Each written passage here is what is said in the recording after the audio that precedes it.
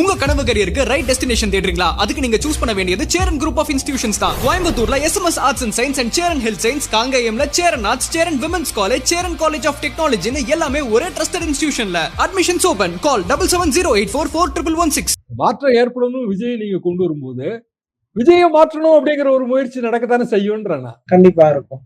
அப்போ எந்த இடத்துல எல்லாம் தாவேக்கா தன்னை மாற்றிக்கொண்டே வர வேண்டும், அது ஒரு விவாதத்துக்குரிய விஷயம். அந்த நேரத்துலதான் இந்த வீடியோ வருது.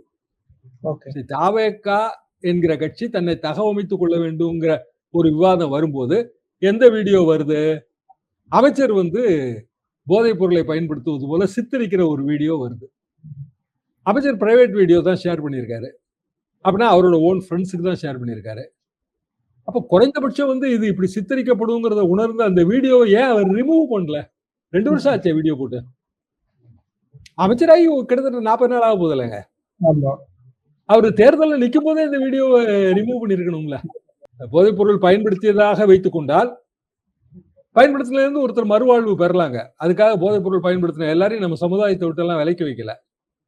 போதைப் பொருள் பயன்படுத்தலங்கிற அமைச்சர்வாதம் சரின்னு வைங்க. அப்படின்னா இந்த வீடியோ தவறாக புரிந்து கொள்ளப்படும் அப்படின்னு அவர் அந்த வீடியோ எடுத்திருக்கணும். அந்த கேப்ஷன், தக்லீஃப் கேப்ஷன் தவறாக புரிந்து கொள்ளப்படும். அந்த ரெண்டையும் அவர் ஏன் செய்யல அப்படின்னா வெறுமனே இதெல்லாம் ஒரு ரசிக மனோபாவத்துல இதோட சீரியஸ்னஸ் புரியாம இருக்கிறாங்க. இது ஒரு கொண்டாட்ட மனப்பான்மையோட புரிஞ்சுக்கிட்டு இதெல்லாம் தான் நமக்கு கெத்து அப்படின்னு நினைக்கிறாரா?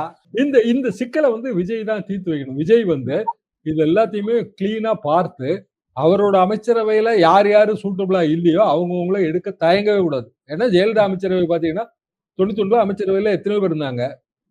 ஆனா அவங்களோட பெர்ஃபார்மன்ஸ் இந்த மாதிரியான சர்ச்சைகள் வரும்போது அவங்க ஜெயலலிதா ஸ்ட்ரிக்டா ஆமா, நாங்களே அத கிட்டலாம் எழுதுவோங்க. மாலை மந்திரி, காலையில் பார்த்தால் எந்திரி, பத்திரிகையில பார்த்தா மந்திரி பதவி இழந்து நிறைய பேர் தெரிஞ்சுக்கிட்டாங்க, இப்படிலாம் எழுதுவோம். ஆனா அப்படி இருந்தா மட்டும்தான் கட்சி தகவமைத்து கொண்டு செல்ல முடியும்.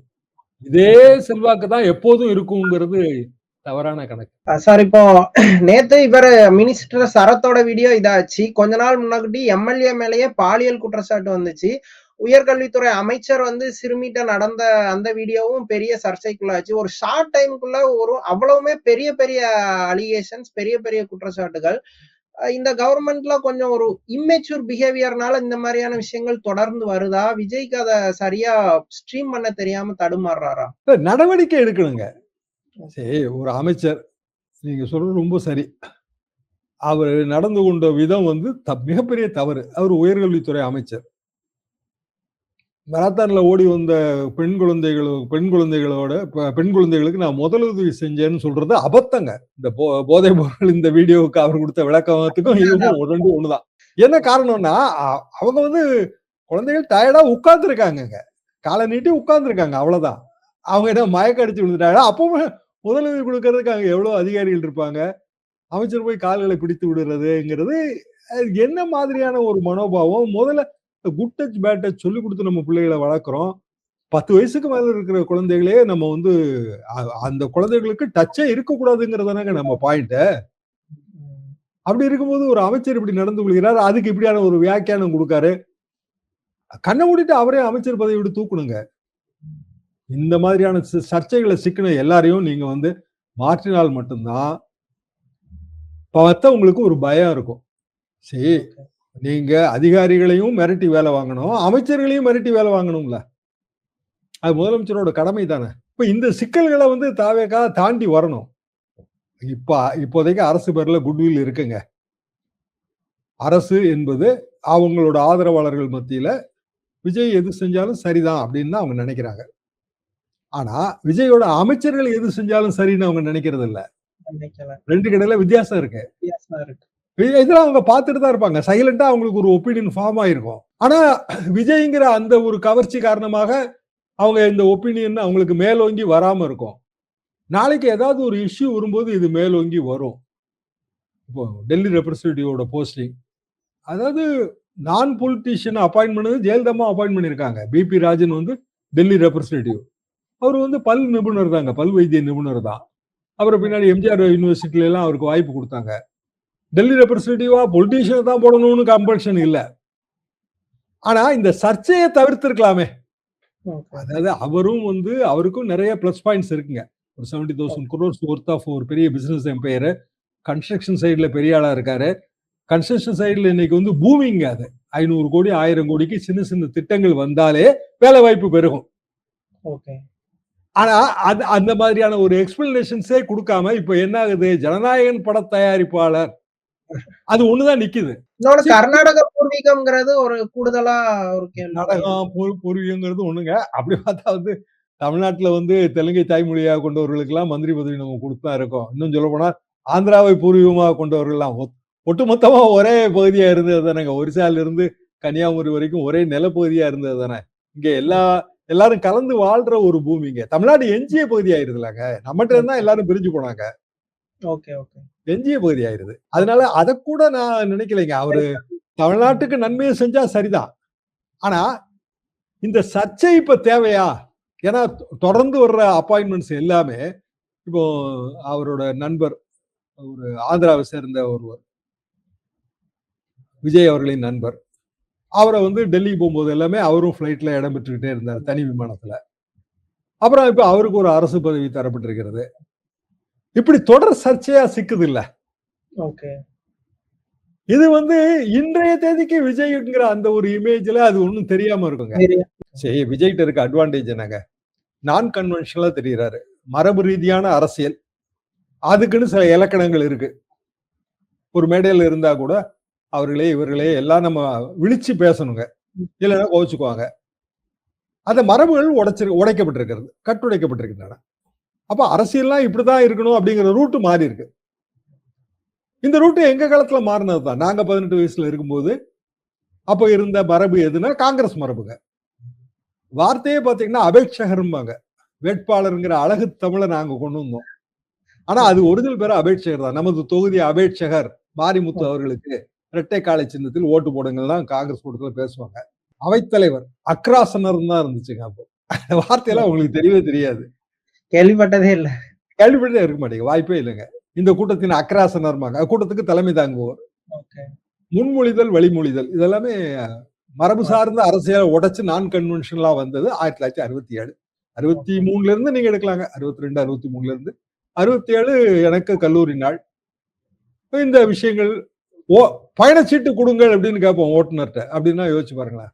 நாங்களே ஒரு குரூப் வந்துங்க தமிழ் வாழ்கன்னு எழுத யானமலை சைட்ல ஏறி ரொம்ப பெருசா எழுதி போடணும்னு போய் எழுதி முடிச்சு வரும்போது நான் மலைச்சரிவுல சரிஞ்சு விழுந்துட்டேன். உயிர் பிழைச்சதே பெரிய விஷயம் ஆகி போச்சு. 1966 மதுரை விவசாய கல்லூரி. அந்த அளவுக்கு பெரிய உணர்வுகள் இருந்த காலம். அதுக்காக நான் இது சொல்ல வரேன். அப்போ நிறைய மரபுகள் உடைக்கப்பட்டன. மரபுகளை உடைத்து அது அரசியல் பாணியாக மாறிச்சு. காங்கிரஸ் அந்த மரபு உடைப்புக்குள்ள வந்து வரவே இல்லை. பழைய சிறையிலே இருந்தாங்க. படிப்படியாக வந்து அவர்கள் இழந்தார்கள். ஆனா காங்கிரஸ் கட்சிக்கு அதுக்கு பிறகு அதுக்கு முன்னாடி கண்ணதாசன் இவங்க எல்லாம் வந்தாங்க. சம்பத், கண்ணதாசன் இவங்க எல்லாம் அண்ணாட்ட இருந்து வந்தவங்க தான். இந்த மரபுசார் அரசியலை உடைச்சவங்க தான். ஆனா காங்கிரஸ் கட்சி அவங்களை முழுமையா பயன்படுத்திக்கவே இல்லை. அப்புறம் 67 ஜெயகாந்தன் எல்லாம் வந்தாருங்க. அதே காலகட்டம் பின்னாடி 71 காலகட்டத்துல எல்லாம் வந்தாரு. பெரிய அளவுக்கு வந்து எம்ஜிஆர் பாலிடிக்ஸ் எல்லாம் எக்ஸ்போஸ் பண்ணியிருப்பாரு. ஆனா அந்த பாலிடிக்ஸ் இது வரைக்கும் ஓடி வந்துருச்சு. இப்ப விஜய் அதை உடைக்கிறாரு. கை கொடுத்தது எதுனா டெக்னாலஜி. டெக்னாலஜியை பயன்படுத்திட்டு இருக்காரு. சரிதாங்க, அதை நான் மாற்றுக்கிறதே வைக்கல. அப்போ ஒரு குறிப்பிட்ட ஏஜுக்கு போய் சேர்ந்தாச்சு. 1,75,00,000 ஓட்டுன்னு அவர் ஒரு கணக்கு சொல்றாரு. சரிதான், தனியா போட்டி போட்டு 1,75,00,000 ஓட்டு. ஆனா இப்போ அந்த ஓட்டு வங்கியே இப்போ இந்த அமைச்சர் சரத் மாதிரியானவர்களோட வீடியோக்கள் இது வந்து சிதைக்கும். 5 லட்சம் 10 லட்சம் 2 லட்சம் 1 லட்சம்னு கொஞ்சம் கொஞ்சமா குறையுங்க. அப்படி குறையும் போது காலப்போக்கில் பாத்தீங்கன்னா அடுத்த ஒரு 6 மாசம் 1 வருஷத்துல 1,75,00,000 ஓட்டுங்கிறது 1,4 கோடியா மாறிடும். ஆனா ஒரு அட்வான்டேஜ் இருக்கு. கீழே இப்போ 10 வயசு 12 வயசு 13 வயசுல இருக்கிறவங்க அவங்க ஏற்கனவே விஜய்க்கு ஓட்டு போடுங்கன்னு வீட்டுல சொல்லி, விஜயும் அவங்களுக்கு தான் அப்பீல் பண்ணாரு குட்டீஸ்ன்னு. வீட்டுல எல்லாம் சொல்லி அம்மா அப்பாட்ட சொல்லி ஓட்டு வங்கியை பெருக்கி இருக்காங்க. அவங்க ஓட்டு போடுற வயசுக்கு வரும்போது விஜயோட இதே அப்பீல் அவங்களுக்கு இருக்கணும். அதான் ரியல் சிக்கல்ங்க. இப்ப இன்னைக்கு 12 வயசு 6 வருஷம் கழிச்சு 18 வயசுல ஒருத்தவங்க ஓட்டு போட வருது, ஒரு குழந்தை ஓட்டு போட வருதும் போது 6 வருஷம் கழிச்சு விஜயோட இதே அப்பீல் இருக்கணும்ல. இருந்தா தான் அவருக்கு ஏற்படுற இயற்கையான வாக்கு சரிவுல இருந்து மீட்டெடுக்க முடியும். திமுகவுக்கு வாக்கு சரிவு திமுகவுக்கு ஏற்பட்டிருக்குல்ல. அந்த வாக்கு சரிவு அவங்க மீட்டெடுக்க முடியல. அது அந்த நிலைமை எல்லா அரசியல்வாதிகளுக்கும் வருங்க. அதிமுகவுக்கும் வந்தது, எம்ஜிஆருக்கும் வந்தது. 86 உள்ளாட்சி தேர்தல்ல எம்ஜிஆர் அவர்கள் இருக்கும்போதே வந்து திமுக 63 நகராட்சிகளை கைப்பற்றியது. இது வரலாறு. இயல்பாகவே இப்படிதான் இந்த மாற்றம் ஏற்படும். சார், நேத்து முதல்வர் விஜய் வந்து ஆன்டி ட்ரக் மூவ்மெண்ட்னு ஒரு மராத்தான் இது பண்ணாரு. தமிழ்நாடு ஃபுல்லா எல்லா அமைச்சர்கள், எல்லா எம்எல்ஏக்களுமே அதுல பார்ட்டிசிபேட் பண்ணியிருந்தாங்க. இந்த விஷயம் நடந்த அதே நாள்ல அமைச்சர் சரத் வந்து ஒரு 2 வருஷத்துக்கு முன்னாடி ஐபிஎல் கிரவுண்ட்ல வச்சு ஒரு மாத்திரைய உடைச்சி யூஸ் பண்ற மாதிரி ஒரு வீடியோ வைரல் ஆகுது. அது வந்து அவரு ட்ரக்ஸ் பயன்படுத்தின மாதிரி பரப்பப்பட்டது. அதுக்கு அவர் விளக்கம் கொடுக்கும்போது, இல்ல என் குழந்தைக்கு மாத்திரைக்காக நான் இது பண்ணேன் அப்படின்ட்டு அவர் தரப்புல ஒரு விளக்கம் கொடுத்திருக்கிறாரு. இது தேசிய அளவுல பேசு பொருளா இருக்கு. அந்த வீடியோ பார்த்தீங்களா? அது பார்க்கும்போது என்ன மாதிரியான இம்ப்ரெஷன்ஸ் வருதுன்னு? வீடியோ பார்க்கும்போது அது குழந்தைக்கு மாத்திரை கொடுத்த மாதிரி தெரியலைங்க எனக்கு. என்ன காரணம்னா, ஒரு சிறிய குழந்தைகளுக்கு மாத்திரை கொடுக்கறதே இல்ல. அது எல்லாருக்கும் தெரிஞ்ச விஷயம் தான். சிறிய குழந்தைகளுக்குன்னா சொட்டு மருந்து மூலமாக கொடுக்கறது தான். பேராசிட்டமால் சொட்டு மருந்து தான் கொடுப்பாங்க. மாத்திரைய பொடிச்சு அதை தண்ணியில கலந்து கொடுக்கறதுங்கிற அந்த அமைச்சரின் விளக்கம் வந்து நம்ப தகுந்ததாக இல்லை. இன்னொன்னு, அந்த வீடியோ காட்சி, அது செல்போன் டிஸ்பிளே ஸ்கிரீன் மேல வச்சு மாத்திரையோட மாத்திரை பொடி எடுக்கும்போது மாத்திரையை வேற எங்கேயாவது வச்சுதானே தட்டித்தானே உடைக்க முடியும். செல்போன் மேல வச்சு எப்படி உடைக்க முடியுங்க? அதுவும் ஒரு கிரெடிட் கார்டை வச்சு எப்படி உடைக்க முடியும்? அப்ப ஏற்கனவே ஒரு பொடி, அந்த பொடியை அவரு அதுல செல்போன் டிஸ்பிளே வேர்ல ஒரு பொடியை வைத்து அதை செக்ரிகேட் பண்றாரு. அத கிரெடிட் கார்டோட நுனியை வச்சு செக்ரிகேட் பண்றாரு. ஓடிடில தொடர்ந்து சீரியல் பாக்குற எல்லாருக்குமே தெரியும் அது வந்து எப்படி அந்த லயனா இழுக்கிறதுமாங்க. அது அப்புறம் இன்னொரு 500 ரூபாய் நோட்டு வேற, ஒரு தாள் வேற அந்த வீடியோல இருக்கு. இது வந்து ரொம்ப சந்தேகத்துக்கிடமான விஷயம். தாவேகா அரசுக்கு ரொம்ப கெட்ட பேரு. விஜய்க்கும் பர்சனலா கெட்ட பேரு. ஏன்னா நீங்க சொன்ன மாதிரி நேற்றைக்கு வந்து ஸ்டார்ட் ரன் ஸ்டாப் ட்ரக், இது பெரிய அளவுக்கு அவர் போதைப் பொருள் உறுதிமொழியெல்லாம் எடுக்கும்போது அவரோட அமைச்சர் போதைப் பொருள் பயன்படுத்தியதாக ஒரு வீடியோ, அமைச்சர் கொடுக்கிற விளக்கம் நம்ப தகுந்ததாகவும் இல்லை. அப்போ நீங்க சொல்றது ரொம்ப கரெக்ட். நேஷனல் மீடியால நேற்று போட்டு ரொம்ப கிளிகிளின்னு கிழிச்சிட்டாங்க. ஈவன் டிவிகேக்கு சப்போர்ட் பண்ண நிறைய சீனியர் ஜேர்னலிஸ்ட் எல்லாம் கூட இவரை வந்து ஷேக் பண்ணணும் அப்படின்ட்டு அவர் எக்ஸ்பிளனேஷன் வந்து நம்ப தகுந்ததா இல்லன்ட்டு தான் பலருமே காயின் பண்றாங்க. நம்ப தகுந்ததா இல்லைங்க, ஒன்றும் சந்தேகமே கிடையாது. அவர் வந்து அவராக ராஜினாமா செய்யணும், இல்லைன்னா அவரை சேக் தான் பண்ணணும். வேற வழி கிடையாது. என்ன காரணம்னா 2 இயர்ஸ் ஐபிஎல், அவர் என்ன சொல்றாரு, ஒரு ஐபிஎல் நடக்கிற அவ்வளவு பெரிய கிரவுட்ல நான் வந்து போதைப் பொருள் பயன்படுத்தணும் அப்படின்னு. ஆனா உண்மையிலேயே போதைப் பொருள் அப்படியான கிரவுட்ல தான் பயன்படுத்தப்படுகிறது. இது அனைவருக்குமே தெரியுமே. அப்போ அவருக்கு அந்த நேரத்துல வயதும் கம்மியா தான் இருந்திருக்கும். அவரு ட்ரக் அடிக்ட் ஆறு. இன்னொன்னு, இவங்க கட்சியில உள்ள பலரும் இல்ல இந்த மாதிரி உள்ளவங்க ஒரு படம் காட்டுற மென்டாலிட்டியில செயல்படுற மாதிரி தெரியுது. ஏன்னா அவர் தக் லைஃப் மூவ்மெண்ட்னு போட்டு பிரைவேட்ல அத ஸ்டேட்டஸாவே போட்டிருக்கிறாரு. தக் லைஃப் மூவ்மெண்ட்னு ஒரு கேப்ஷன் போடும்போது குழந்தைக்கு கொடுத்த வீடியோவா எதுக்கு தக் லைஃப் மூவ்மெண்ட்னு போடணும் அப்படின்ட்டு நிறைய பேர் கேள்வி கேட்கறாங்க. அதுக்கு அவங்க சைட்ல இருந்து எந்த விளக்கமே இல்ல ஆக்சுவலி. அது சரியான விமர்சனங்க. ஒரு குழந்தைக்கு மருந்து கொடுக்கறத வந்து எந்த ஃபாதரும் தக் லைஃப் மூவ்மெண்ட்னு போட மாட்டாங்க. தக்குன்னு ஒரு குழந்தை பிடிவாதம் பண்றத அதை வச்சு செல்லமா தக்குன்னு சொல்றதாக தான் அவர் அப்படிதான் சித்தரிக்கிறாரு. அப்படின்னா அந்த குழந்தையோட படமும் அதுல இல்ல. அப்போ மாத்திரையை ஐபிஎல்ல வச்சு குழந்தைக்கு கொடுக்கறதுக்கு ரெடி பண்ணிட்டு அப்புறம் வீட்டுக்கு எடுத்துட்டு போய் கொடுத்தாராமா? என்ன மாதிரியான விளக்கம்னே எனக்கு புரியல. சரி, ஒரு குழந்தைய நம்ம கூட்டிட்டு ஐபிஎல் போனோம், குழந்தை அழுது, அதுக்கு வந்து மருந்து கொடுக்குறோம். குழந்தை அழுது, ஏதோ வயிற்று வலி, ஏதோ ஒரு பிரச்சனை, உடம்பு சரியில்லை, காய்ச்சல் அடிக்குது, மருந்து கொடுக்குறோம். அப்படின்னா அதை யாரும் ஒரு வீடியோ எடுத்து இந்த கேப்ஷனோட ஷேர் பண்ண மாட்டாங்களே. சரி, இதை விஜய் உடனடியா கவனிக்கணுங்க.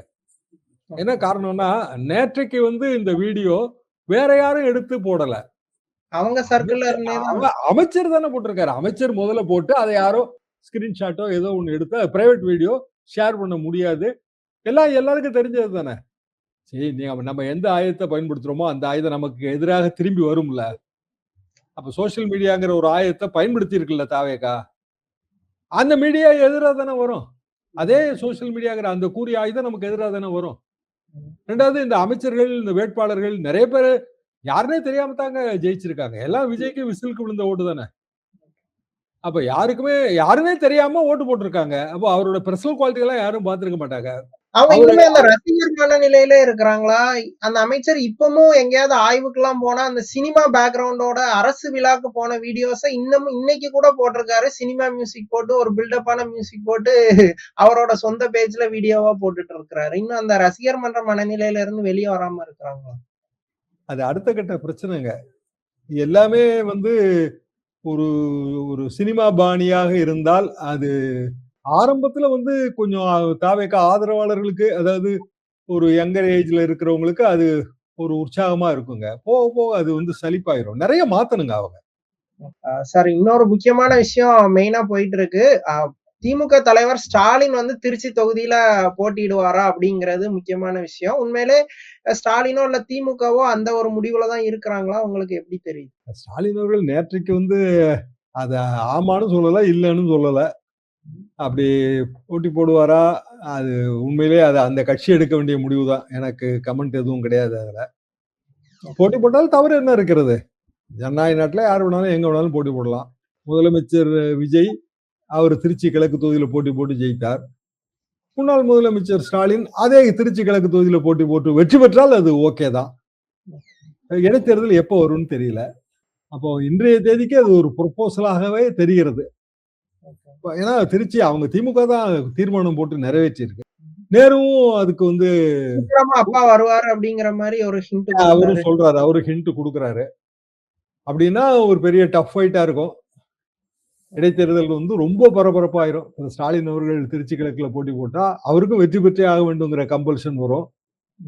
தாவேகாவுக்கும் தோற்கடித்தே ஆக வேண்டும்ங்கிற கம்பல்ஷன் வரும்.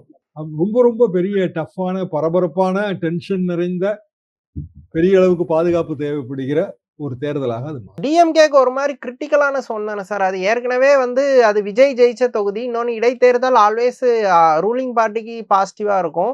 ஒருவேளை இரண்டாம் முறையா ஸ்டாலின் தோற்றா மக்கள் வந்து தெரிஞ்சுதான் நிராகரிச்சிருக்காங்க அப்படிங்கிற ஒரு ஸ்டேட்மெண்ட் உண்மையாயிரும். ஸோ ரொம்ப ஹைலி ரிஸ்கான ஒரு விஷயம் தானே. அப்படியான ஒரு ஆசிட் டெஸ்ட்டை டிஎம்கே எடுப்பாங்களா? திமுகவுக்கு ரிஸ்க் தாங்க. ஆனா இன்றைய தேதிக்கு அவங்களுக்கு வந்து பெரிய அளவுக்கு கான்பிடன்ஸ் கிரியேட் பண்ண வேண்டிய ஒரு வெற்றியும் தேவைப்படுது. அதை நம்ம மறுக்க முடியாது. ஆனா இடைத்தேர்தல எப்போதும் ஆளுங்கட்சி தான் ஜெயிக்குங்கிற வாதத்தை நான் ஏற்றுக்கொள்ளவே மாட்டேன். 89 கலைஞர் ஆட்சி வந்தது. வந்த ஒரு சில மாதங்கள்ல வந்து நம்ம மதுரை கிழக்குலயும் மருங்காபுரியிலயும் இடைத்தேர்தல் வந்துச்சு. 2 தொகுதியில அதிமுக ஜெயிச்சுதே. ஒன்னும் பெரிய கெட்ட பேர்லாம் கூட கிடையாதுங்க கவர்மெண்ட்டுக்கு. 2 தொகுதியிலுமே ஜெயிச்சாங்க.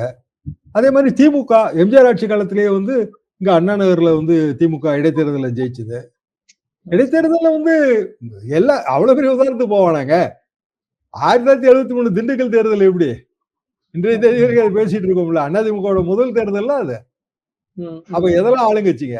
இங்க ஆளுங்கட்சி திமுக, மத்தியில ஆளுங்கட்சி இந்திரா காந்தி, இப்ப காமராஜர் ஸ்தாபன காங்கிரஸ் பெரிய ஆளுமை, பெருந்தலைவர் காமராஜர் 3 கேண்டிடேட்டையும் வீழ்த்தினார்ல எம்ஜிஆர். சாதாரண வெற்றி இல்லைங்களா? 1 லட்சம் ஓட்டுல டிஃபரன்ஸ். வெற்றி வித்தியாசங்கிறது 1 லட்சத்து சில்லறங்க. அப்படி சொல்ல முடியாதுங்க. ஆனா எம்ஜிஆரோட கிரெடிபிலிட்டி அதுலதான் வந்து ப்ரூவ் ஆச்சு. இப்ப கிரெடிபிலிட்டி, விஜய் கிரெடிபிலிட்டியும் ப்ரூவ் பண்ண வேண்டிய கட்டாயம் இடைத்தேர்தல்ல வரும்.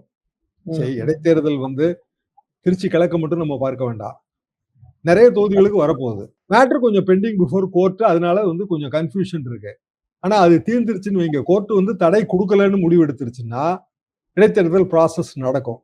இன்றைய தேதிக்கு குறைந்தபட்சம் 6 இடைத்தேர்தல்கள். இன்னும் சில எம்எல்ஏக்கள், இப்ப மதிமுக எம்எல்ஏக்கள் ராஜினாமான்னு சொல்றாங்க. அப்படிலாம் சேர்ந்தா குறைந்தபட்சம் ஒரு 8 இல்லைன்னா 10 இடைத்தேர்தல் வரப்போகுது. அப்ப 10 இடைத்தேர்தலையும் வெற்றி பெற வேண்டிய ஒரு பெரிய கம்பல்ஷன் வந்து டிவிகேக்கு வரும். 10ல 1 தான் திருச்சி. திருச்சியை மட்டும் கான்சன்ட்ரேட் பண்ண முடியாது. அது அந்த பாயிண்ட் யோசிச்சு பாருங்க. அதாவது ஈரோடு கிழக்குல இடைத்தேர்தல் வருது. அது 1 மட்டும். திண்டுக்கல் இடைத்தேர்தலே ஒண்ணு தானுங்க. அப்ப கான்சன்ட்ரேஷன் வேற. இப்ப இதே இடைத்தேர்தல் எடப்பாடி பழனிசாமி காலத்துல யோசிச்சு பாருங்க. 18 எம்எல்ஏ வந்து தகுதி நீக்கம். 4 தொகுதியில இடைத்தேர்தல் ஏற்கனவே டியூல இருந்துச்சுங்க. ஒரு வருஷத்துக்கு கிட்டத்தட்ட திருப்பரங்குன்றம் டியூ. 22 தொகுதிக்கு ஒரே நேரத்துல இடைத்தேர்தல் வந்துச்சு. ஆளுங்கட்சி அதிமுக. 22 ஜெயிக்க முடியலையா? 9 10 தானே ஜெயிச்சாங்க. ஆமா. சோ நிறைய தொகுதிகள்ல இடைத்தேர்தல் வர்றதுல இந்த ரிஸ்க் இருக்கு தாவேகாவுக்கு. ஓகே. பரவலாயிரும், எஃபர்ட் பரவலாயிரும். இப்ப அவங்க போற போக்க பார்த்தா நிறைய பேர் ராஜினாமா பண்ண வச்சு நிறைய இடைத்தேர்தலை கிரியேட் பண்ணி எல்லாத்துலயும் வந்து ஜெயிச்சு மினி மினி தேர்தல் வந்து மெஜாரிட்டி வரணும்னு கணக்கு போடுறாங்க. தனி மெஜாரிட்டி. ஓகே. ஆக்சுவலி இவங்க வந்து அப்படி போகாதுங்க. இன்னொன்னு டிஎம்கேக்கு வந்து ஸ்டாலினோட வெற்றிங்கிற இந்த டிவிகே சைடுல கொளத்தூர் காமெடி பண்ணாம இருக்கிறதுக்கு ஸ்டாலினோட வெற்றி இவங்களுக்கு கம்பல்சன் ஆகுதுன்னா சார்? அப்படி நான் என்ன சொல்ல வரேன்னாங்க, வெறும் ஸ்டாலின் திருச்சி கிழக்கு ஸ்டாலின் வெற்றி அப்படி நீங்க பார்க்க போறீங்களா, இல்ல வந்து 10 தொகுதிக்கு இடைத்தேர்தல் பார்க்க போறீங்களா? 10 தொகுதி அப்படித்தானே பார்க்கணும். நீங்க 10 தொகுதி விடுங்க, குறைந்தபட்சம் வந்து 4 தொகுதியில இடைத்தேர்தல் இருக்குல்ல, 4 பேர் ராஜினாமா பண்ணது. விஜயபாஸ்கர் ராஜினாமா ஒண்ணு இருக்குல்ல, 5. திருச்சி கிழக்க சேர்த்தீங்கன்னா 6ங்கிறது நிச்சயமான நம்பர்ல. அப்ப 6ல 1 தானே வந்து திருச்சி கிழக்கு வரும் ஸ்டாலின் போட்டி போட்டாலும். அப்ப 6 தொகுதிக்கும் வந்து கான்சன்ட்ரேட் பண்ணி தாவேக்கா வேலை பார்க்காத. இப்ப கடைநல்லூர்ல மதிமுக எம்எல்ஏ ராஜினாமா பண்ணாருன்னா திமுக டிக்கெட்ல நின்று ஜெயிச்ச திமுக எம்எல்ஏ தான் அவரு. ஆல் பிராக்டிகல் பர்பஸ் மதிமுகன்னு பிராண்டிங். அவர் ராஜினாமா பண்ணாலும் கடைநல்லூர்ல சேம் டிக்கெட் அவருக்கே கொடுத்தாலும் எப்படி ஜெயிக்க முடியும்னு கேக்குறேன். ஏங்க தாராபுரம் பெருந்துறை எல்லாம் ஜெயிக்கிறது ரொம்ப கஷ்டங்க. இந்த சேம் அதிமுக சேம் எம்எல்ஏக்கள் தாவேக்கா டிக்கெட்ல நின்னா ஜெயிக்கிறது கஷ்டம். அம்பாசமுத்திரத்துல எஸ்கே சுப்பையா ஜெயிக்கிறது கஷ்டம். அது ரிப்போர்ட்டும் தாவேக்கா தலைமைக்கும் தெரியும் தான் நான் நினைக்கிறேன். அவங்களும் தயங்குறாங்க. ஹார்ட்கோர் ஏடிஎம்கேக்கான ஓட்ஸ் தான். அந்த அபார்ட் ஃப்ரம் கேண்டிடேட்ஸ் அது ஹார்ட்கோர் ஏடிஎம்கே ஓட்டா தான் நம்ம புரிஞ்சுக்கணுங்க சார். இப்ப சீமான் வந்து அம்பாசமுத்திரம் நிக்க போறேன்னே அறிவிச்சிட்டாரு. அபிஷியலாவே அனௌன்ஸ் பண்ணிட்டாரு. சோ இடைத்தேர்தல் களம் மாறுதுன்ற. அப்படியே பிளைனா வந்து எல்லாமே விஜய் ஆதரவு, எல்லாமே தாவேக்கா ஆதரவு, அப்படியே கண்ண மூடிட்டு ஜெயிச்சிருவாங்க அப்படி எடுத்துக்க முடியுமா? டஃப்ங்க. ஓகே. அப்ப ஆளுந்தரப்புக்கு அது ஒரு பெரிய நெருக்கடி தான். அவங்களுக்கு பெரிய ஆளுந்தரப்புக்கு அமில பரிசோதனை. ஸ்டாலின் திமுக தரப்புக்கு அமில பரிசோதனை. ஆக்சுவலி இப்போ மதிமுக எம்எல்ஏ அவரு சீர்காழி எம்எல்ஏ நான் வந்து திமுக எம்எல்ஏ தான் அப்படின்ட்டு ஓப்பனா டிக்ளேர் பண்ணிட்டாரு. இன்னொரு எம்எல்ஏ கடைநல்லூர் எம்எல்ஏ அவரு என்ன முடிவு எடுக்க போறாரு அப்படிங்கிறது இன்னும் தெரியல. மேபி அவருமே டிஎம்கே சைடு வர்றதுக்கான வாய்ப்புகள் இருக்கா? மதிமுகக்கான எதிர்காலம் தான் என்ன நினைப்புல அவங்க விஜயை நம்பி இவ்வளவு பெரிய ரிஸ்க் எடுக்கிறாங்க? அது எனக்கு உண்மையிலே குழப்பமா தான் இருக்கு. அதாவது திமுக கூட்டணியில மனப்புழுக்கத்தோட 9 வருஷமா இருந்தோன்றாரு வைகோ. 9 வருஷமா மனப்புழுக்கத்தோட எதுக்குங்க இருக்கணும்? வீட்டுல புழுக்கம் வரதை விட வெளியில நின்று காத்து வாங்கிடுவாங்க, இல்ல விசிறி எடுத்து வீசிடுவாங்க. ஒரே கூட்டணியில 9 வருஷமா மனப்புழுக்கத்தோட இருந்தோம்னு சொல்ற அர்த்தம் இல்லையே. அப்புறம் சைடு பை சைடு தேமுதிகவை கடுமையா தாக்குறாரு, விசிகாவை கடுமையா தாக்குறாரு. தேமுதிகவோட சேர்ந்து விஜயகாந்த் முதலமைச்சர் தானே 2016ல நீங்க வந்து மக்கள் நல கூட்டணி வச்சீங்க. அப்ப அது திமுகவே என்ன சொல்லுச்சுங்க, 2016ல மக்கள் நல கூட்டணி இல்லாம இருந்திருந்தா நாங்க வெற்றி பெற்றிருப்போம், ஆட்சி அமைச்சிருப்போம் தான் அவங்க சொன்னாங்க. உண்மைதான். அது 1.25% தாங்க டிஃபரன்ஸ். அப்புறம் வைகோ வந்து ரொம்ப புழுங்குற மாதிரி திமுக அவருக்கு பெரிய அளவுக்கான துரோகம் நினைச்சதா எனக்கு தெரியலங்க. வைகோவோட காலகட்டங்கிறதுங்க 1993ல இருந்து அந்த 96 வரைக்கும் பெரிய காலகட்டங்க. பெரிய உழைப்பு, பெரிய அளவுக்கான அவரோட போராட்டங்கள், அவரோட ஸ்டெர்லைட் போராட்டம்லாம் வரலாற்றுல பொன்னெழுத்துக்களால் பொறிக்கப்பட வேண்டிய போராட்டம் தான். அவரோட நடைபயணம் எல்லாமே பெரிய அளவுக்கு கிரௌடு புல்லருங்க. ஆனா அது வந்து அப்படியே 98 அதிமுக கூட்டணி, அதுக்கு பிறகு அவர் எடுத்த கூட்டணி நிலைப்பாடுகள் காரணமாக அது படிப்படியா மங்கிருச்சு. அதான் உண்மை. இன்றைய தேதிக்கு வைகோ எல்லா தலைவர்களையும் மாறி அவரும் ஒரு தலைவர், தண்ணீரற்ற தலைவர் கிடையாது. அவரோட மகன் இவர் அரசியல் வாரிசு, அதை எதிர்த்து தான் வந்து இவர் திமுக விட்டே வெளியில வந்தாரு. எத்தனை மாவட்ட செயலாளர் கூட போனாங்க? எவ்வளவு பெரிய ஒரு கலைஞரையே வந்து அவர் பெரிய அளவுக்கு பயமுறுத்திட்டாருங்க வைகோ அந்த காலகட்டத்துல. ஆனா காலப்போக்கில் அரசியல்ல இதெல்லாம் மாறிடுச்சு. 20 வருஷம் 30 வருஷம் 40 வருஷத்துக்கு முன்னாடி நம்ம கதைகளை சொல்லி கூட இன்னைக்கு மாற்றத்தை ஏற்படுத்த முடியுமா? நான் 67 கதையை சொல்றது மூலமா வரலாற்றை தான் உங்களுக்கு நினைவுபடுத்துறேன். உங்க மனசுல மாற்றத்தை ஏற்படுத்துறேன்னா முடியாது. அது எப்படிங்க முடியும்? அப்போ வைகோவோட அருமை பெருமைகள், அவர் நடந்து வந்த கடினமான பாதை, அதை சொல்லி இப்ப இருக்கிற இந்த தலைமுறைக்கு என்ன மாறுதல் நீங்க கொண்டு வருவீங்க? தாவேக்கா இன்னைய தலைமுறையெல்லாம் ரெப்ரசென்ட் பண்ணுது. அப்ப மதிமுகவை தாவேக்காவோட ஏதாவது ஒரு வகையில அரசியல் இணைப்பு ஏற்படுத்துவது மூலமாக மதிமுகவுக்கு லாபம் இல்லை, தாவேக்காவுக்கு லாபம் இல்லை. அதான் சார் எனக்குமே கேள்வி. இப்போ மதிமுக இப்போ விசிகாவுக்கோ கம்யூனிஸ்டுக்கோ ஏதோ தொண்டர்கள் பலம் அப்படியான ஒரு விஷயம் இருக்கு. மதிமுகவுக்கு அப்படியான எந்த விஷயமுமே கிடையாது. அதனாலதான் டிஎம்கே வந்து விசிகாவுக்கு கொடுக்குற இம்பார்ட்டன்ஸ் மதிமுகவுக்கு பெருசா கொடுக்கல. இப்போ மதிமுக டிவிகே கூட ஜாயின் பண்றதுல விஜய்க்கு என்ன பெரிய பெனிஃபிட் நேரடியா கிடைச்சிட வாய்ப்பு இருக்கு? எனக்கு தெரிஞ்ச எந்த பெனிஃபிட்டும் கிடையாதுங்க. இன்னொரு வெயிட் ஆயிடுவாரு அவரு. அதாவது திமுக கூட்டணியில் மனப்புழுக்கம். எதனால மனப்புழுக்கம்? நம்பர் ஆஃப் கான்ஸ்டிடுவன்சி தானே, தொகுதி பங்கீட்டுல தானே மனப்புழுக்கம் வரும் ஒரு கூட்டணியில. அப்படின்னா திமுக கூட்டணியில இது வரைக்கும் அவருக்கு எவ்வளவு தொகுதி கொடுத்தாங்கன்னு பாருங்க. ஒரு காலத்துல 20 தொகுதி கொடுத்துட்டு இருந்ததுங்க வைகோவுக்கு. 5 எம்பி தொகுதி கொடுத்தாங்க மேடம். அதுக்கு பிறகு 6 தொகுதி கொடுத்தாரு கலைஞர். அப்புறம் 20 தொகுதி, 25 தொகுதி, 23 தொகுதி படிப்படியா தேஞ்சு 2016க்கு பிறகு இன்னைய தேதிக்கு அது நடந்தே 10 வருஷம் ஆகி போச்சுங்க. 10 வருஷத்துக்கு முன்னாடி 2016ல மக்கள் நல கூட்டணி முயற்சி. அதுக்கு பிறகு இன்றைய தேதிக்கு அவரு 4 சீட்டு திமுக கூட்டணியில வாங்கி நின்னாரு. அவ்வளவுதான் பாயிண்ட். 2 ஜெயிச்சது. 2மே உதயசூரியன் சின்னம். தாவேகா கூட்டணிக்கு போனா வைகோ எவ்வளவு சீட்டு கேட்பாரு? குறைஞ்சது 8-10 அவர் எக்ஸ்பெக்ட் பண்ண வாய்ப்பு இருக்கு. 10னா கூட தாவேகா எப்படி கொடுக்கும்? இப்போ 6 நீங்க சொல்ற ஆரம்பத்துல நம்ம பேசிட்டு இருந்த விஷயம் 6 தொகுதியில இடைத்தேர்தல் வருது, இல்ல 10ல வருதுன்னு வச்சுக்குவோம். திருச்சி கிழக்குல வந்து வைகோ கூட்டு கொடுத்துருவாங்களா? அத மதிமுகவுக்கு. ஏன்னா திருச்சி எம்பி வந்து அவரோட பையன். தாவேகா விட்டு கொடுத்துருமா? எந்த கட்சியும் இப்படி விட்டு கொடுக்காதுங்க. எல்லா கட்சிக்கும் அவங்களோட சர்வைவல் தானங்க முக்கியம். அப்ப அங்க எவ்வளவு பெரிய மனப்புழுக்கத்துக்கு ஆளாக போறாரு வைகோ? சரி, 2 எம்எல்ஏல மோஸ்ட் ப்ராபபிலி சீர்காழிங்கிறது நோன்ட்டாருங்க. ஒரு எம்எல்ஏ போச்சு. கடையநல்லூர் அவரு ராஜினாமா பண்ணி அவருக்கு டிக்கெட் கொடுப்பாங்களா? ஏற்கனவே ராஜினாமா பண்ண 4 பேருக்கே தாவேகா டிக்கெட் வருமா வராதான்னு தெரியல. அவர் ராஜினாமா பண்ணுவாராங்கிறதெல்லாம் ரொம்ப சந்தேகத்துக்கிடமான விஷயம். ஒருவேளை அவரும் ராஜினாமா பண்ணல, திமுகலே தொடர்றாரு அப்படின்னா வைகோவில் கட்ட சாரி ஃபிகர் இல்லையா? அப்போ இது என்ன முயற்சி? ஏன் இந்த முயற்சி அப்படின்னா அவரோட மகன் ஒரு அரசியல் ரீதியாக அவருக்கு வேற கணக்கு இருக்கு. அவர் இளைஞர், அந்த கணக்கு இருக்குங்க, இல்லைன்னா நான் சொல்ல வரல. ஒவ்வொருத்தருக்கும் அவங்களுக்கான சுதந்திரமான அரசியல் கணக்கு போடுற உரிமை ஜனநாயகத்துல இருக்கு. அதுக்கு வந்து வைகோ ஓகேங்களா? ஆனா கட்சி வந்து ஓகேன்னு சொல்லாதுல்ல. கட்சிக்காரனுக்கு அவனுக்கு ஒரு அரசியல் கணக்கு இருக்கும்ல. குறைந்தபட்சம் உள்ளாட்சி தேர்தல் நமக்கு இந்த நகர்மன்றம் வேணும், இந்த பேரூராட்சி வேணும், இந்த மேயர் வேணும்னு நினைக்க மாட்டாங்களா? கண்டிப்பா.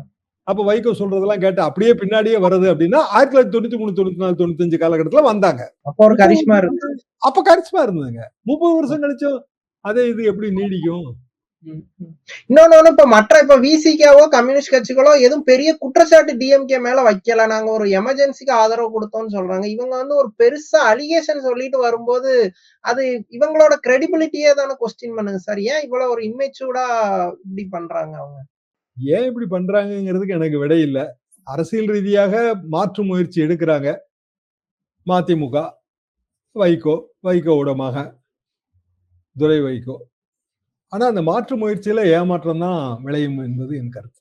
என்ன காரணம்னா அவங்க வந்து குழந்தைகள் டயர்டா உட்கார்ந்து இருக்காங்க, காலை நீட்டி உட்கார்ந்து இருக்காங்க, அவ்வளவுதான். அவங்க என்ன மயக்க அடிச்சு விழுந்துட்டாங்க. அப்பவும் முதலுதவி கொடுக்கறதுக்கு அங்க எவ்வளவு அதிகாரிகள் இருப்பாங்க. அமைச்சர் போய் கால்களை பிடித்து விடுறதுங்கிறது என்ன மாதிரியான ஒரு மனோபாவம்? முதல்ல குட் டச் பேட் டச் சொல்லி கொடுத்து நம்ம பிள்ளைகளை வளர்க்குறோம். 10 வயசுக்கு மேல இருக்கிற குழந்தைகளே நம்ம வந்து அந்த குழந்தைகளுக்கு டச்சே இருக்கக்கூடாதுங்கிறதானங்க நம்ம பாயிண்ட். அப்படி இருக்கும்போது ஒரு அமைச்சர் இப்படி நடந்து கொள்கிறார், அதுக்கு இப்படியான ஒரு வியாக்கியானம் கொடுக்காரு. கண்ணை மூடிட்டு அவரே அமைச்சர் பதவி விட்டு தூக்கணுங்க. இந்த மாதிரியான சர்ச்சைகளை சிக்கன எல்லாரையும் நீங்க வந்து மாற்றினால் மட்டும்தான் உங்களுக்கு ஒரு பயம் இருக்கும். சரி, நீங்க அதிகாரிகளையும் மிரட்டி வேலை வாங்கணும், அமைச்சர்களையும் மிரட்டி வேலை வாங்கணும்ல. அது முதலமைச்சரோட கடமை தானே. இப்ப இந்த சிக்கல்களை வந்து தாவேகா தாண்டி வரணும். இப்போதைக்கு அரசு பேர்ல குட்வில் இருக்குங்க. அரசு என்பது அவங்களோட ஆதரவாளர்கள் மத்தியில விஜய் எது செஞ்சாலும் சரிதான் அப்படின்னு அவங்க நினைக்கிறாங்க. ஆனா விஜயோட அமைச்சர்கள் எது செஞ்சாலும் சரின்னு அவங்க நினைக்கிறது இல்ல. 2 கடையில வித்தியாசம் இருக்கு. இதெல்லாம் அவங்க பார்த்துட்டு தான் இருப்பாங்க. சைலண்டா அவங்களுக்கு ஒரு ஒப்பீனியன் ஃபார்ம் ஆயிருக்கும். ஆனா விஜய்ங்கிற அந்த ஒரு கவர்ச்சி காரணமாக அவங்க இந்த ஒப்பீனியன் அவங்களுக்கு மேலோங்கி வராம இருக்கும். நாளைக்கு ஏதாவது ஒரு இஷ்யூ வரும்போது இது மேலோங்கி வரும். இப்போ டெல்லி ரெப்ரஸன்டேட்டிவோட போஸ்டிங், அதாவது நான் பொலிட்டீஷியன் அப்பாயின்ட் பண்ணது ஜெயலலிதா அப்பாயின்ட் பண்ணிருக்காங்க. பிபி ராஜன் வந்து டெல்லி ரெப்ரஸன்டேட்டிவ். அவர் வந்து பல் நிபுணர் தாங்க, பல் வைத்திய நிபுணர் தான். அப்புறம் பின்னாடி எம்ஜிஆர் யூனிவர்சிட்டில எல்லாம் அவருக்கு வாய்ப்பு கொடுத்தாங்க. டெல்லி ரெப்ரஸன்டேட்டிவா பொலிட்டீஷியன் தான் போடணும்னு கம்பல்ஷன் இல்ல. ஆனா இந்த சர்ச்சையை தவிர்த்திருக்கலாமே. அதாவது அவரும் வந்து அவருக்கும் நிறைய பிளஸ் பாயிண்ட்ஸ் இருக்குங்க. ஒரு 70,000 crores ஒர்த் ஆஃப் ஒரு பெரிய பிசினஸ் எம்பையர். கன்ஸ்ட்ரக்ஷன் சைடுல பெரிய ஆளா இருக்காரு. கன்ஸ்ட்ரக்ஷன் சைடுல இன்னைக்கு வந்து பூமிங்க அது. 500 கோடி 1000 கோடிக்கு சின்ன சின்ன திட்டங்கள் வந்தாலே வேலை வாய்ப்பு பெருகும். ஆனா அந்த மாதிரியான ஒரு எக்ஸ்பிளனேஷன்ஸே கொடுக்காம இப்ப என்ன ஆகுது, ஜனநாயகன் பட தயாரிப்பாளர் அது ஒண்ணுதான் நிக்குது. கர்நாடக பூர்வீகம்ங்கிறது ஒரு கூடுதலா ஒரு கேள்வி. நாடகம் பூர்வீகங்கிறது ஒண்ணுங்க. அப்படி பார்த்தா வந்து தமிழ்நாட்டுல வந்து தெலுங்கை தாய்மொழியாக கொண்டவர்களுக்கு எல்லாம் மந்திரி பதவி நம்ம கொடுத்தா இருக்கோம். இன்னும் சொல்ல போனா ஆந்திராவை பூர்வீகமாக கொண்டவர்கள் எல்லாம் ஒட்டுமொத்தமா ஒரே பகுதியா இருந்தது தானேங்க. ஒரிசால இருந்து கன்னியாகுமரி வரைக்கும் ஒரே நிலப்பகுதியா இருந்தது தானே. இங்க எல்லாரும் கலந்து வாழ்ற ஒரு பூமிங்க. தமிழ்நாடு எஞ்சிய பகுதி ஆயிருதுலாங்க. நம்மகிட்ட இருந்தா எல்லாரும் பிரிஞ்சு போனாங்க. எஞ்சிய பகுதி ஆயிருது. அதனால அத கூட நான் நினைக்கலைங்க. அவரு தமிழ்நாட்டுக்கு நன்மையை செஞ்சா சரிதான். ஆனா இந்த சர்ச்சை இப்ப தேவையா? ஏன்னா தொடர்ந்து வர்ற அப்பாயின்மெண்ட்ஸ் எல்லாமே இப்போ அவரோட நண்பர் ஒரு ஆந்திராவை சேர்ந்த ஒருவர், விஜய் அவர்களின் நண்பர், அவரை வந்து டெல்லி போகும்போது எல்லாமே அவரும் பிளைட்ல இடம் பெற்றுக்கிட்டே இருந்தார், தனி விமானத்துல. அப்புறம் இப்ப அவருக்கு ஒரு அரசு பதவி தரப்பட்டிருக்கிறது. இப்படி தொடர் சர்ச்சையா சிக்குது இல்ல.